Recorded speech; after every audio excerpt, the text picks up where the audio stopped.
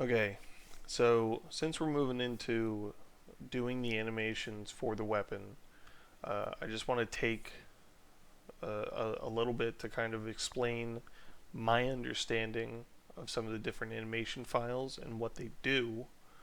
Um, and then in the next video, I'll continue on with what we'll be replacing for our specific project. This is more just kind of like a general overview of, again, my understanding of what these files do.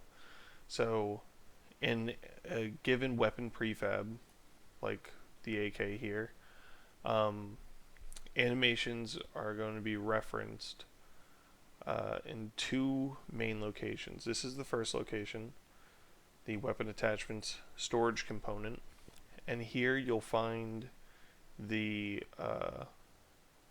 the animation for the the hand placement on the rifle. That's where this is located. Um, Switching out just a hand animation on a rifle is more complex than just changing out this, though. So I don't want that to be misconstrued. I'm just pointing out that this, in the case of changing character animations, this is an important area to look at. And it's mentioned in a lot of the animation wikis. Uh, we have here an animation instance. You will, if you're just importing a weapon, you don't need to touch this. This is referencing the fact that the character is going to be using the animations of a rifle. And if you've noticed in playing Reforger, if you, let's say, sprint with a rifle and sprint with a pistol, the character does two totally different animations. Pistol, he's holding it with one hand, rifle, he's got two hands on it. This is kind of just pointing that out. If I was to open up a pistol, it would say pistol or like one hand here. Um, I can even just kind of take a look at that now. Just to show the difference, I'll throw a pistol into this. I'm blind. So here's a handgun. Player main pistol. This is just kind of pointing to some of the general animations that the player will do that's outside of weapon operation. So this is not really a concern. I just, if you ever see this, that's usually what it's doing. Back to the rifle here. The main crux of the weapon animations is going to be here under the weapon animation component. Here we have references to animation graphs, animation instances, and that's what we just need to know for now.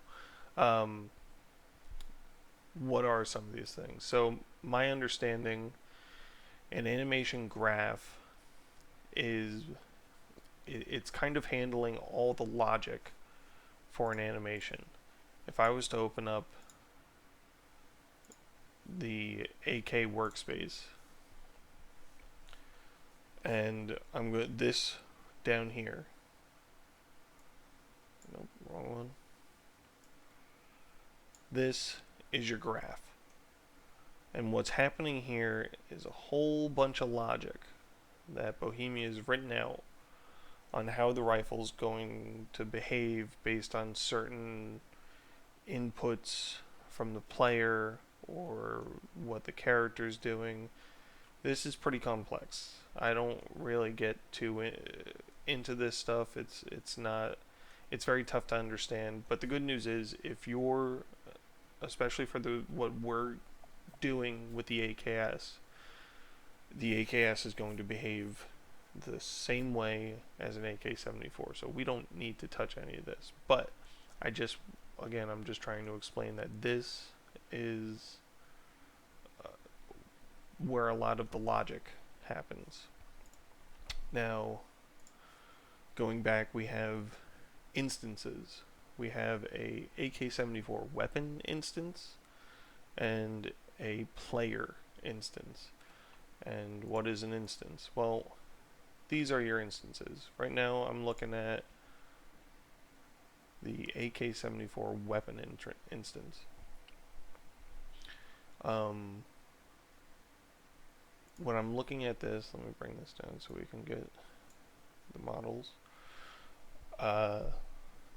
This is basically a template of all animations that are going to be referenced in this logic. So, for instance, we're on the weapon instance. If I bring up the AK weapon model and I click on one of these green dots, a gray dot, there's nothing here that is unfilled, there's no animation it's referencing. If I go to reload action bolt, right up here, it's really tough to see because it's grayed out. We're not allowed to change it in Bohemia's files, but this is pointing to an animation file. And we're able to see here that, like, okay, the rifle is animating. So whenever the bolt pull, or whatever they call it, the reload bolt action, whenever this logic gets hit, it's going to play this group, essentially, the reload action bolt, and then depending on your stance, it's either erect or prone. For weapons, the erect and the prone are completely, like, they're the same. But I'm more so trying to point out that this is kind of just like a spreadsheet, if you will, of animation references, and they all point to different files, and this is how the logic in the graph is going to, it's kind of what it's communicating with. This is where it's going to go here, and it's going to look at this, and it's going to pull an animation, and that's what it's going to play.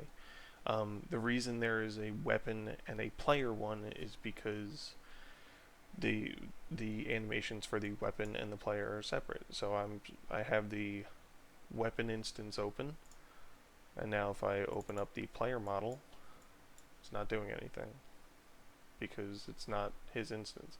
If I open up the player instance, there you go. He's now playing the bolt pull animation, and for the character it is going to be different between prone and erect. You also notice there's a lot more animations, like inspect animations, and he's on the ground, don't worry, and you know, the reloads. So again, I'm more so wanting to point out what the instances are and what they're related to. So now translating that to our project of getting the AKS-74U into the game, I don't want to concern myself with any of this character animation. I don't need it. This is the intimidating part. This is what's tough for people to, like, just get into and pick up. But what we will need to do is create a bunch of animations for our rifle, because the skeleton that we just created in the previous video will never be 100% lined up with what Bohemia created. So a lot of times they'll get to the spot that we're at in this tutorial, and they'll notice that their weapon bolt is, like, rotated. It's off to the side. It's completely in the wrong spot. It still moves with the weapon, but it's just, it looks wacky. The gun looks broken. In my understanding, is what's happening there is we named all the bones the same, or, you know, you guys named your bones the same, and it's trying to then fit where your bones are from where you set it to where Bohemia's animation for that weapon is, which their bones are going to be in a different spot. So you get these broken mishmash of things that happen. So weapon animations will always need to be created. And again, this is where it kind of gets confusing for people. And this is where, in our goal of setting up a weapon that requires no character animations, that's why I've done the things like placing my rifle in Blender in the correct spot so that when I pull it into game, it fits the character animations. So now we don't have to concern ourselves with character animations. We just have to concern ourselves with weapon animations. So next video, I'm going to get into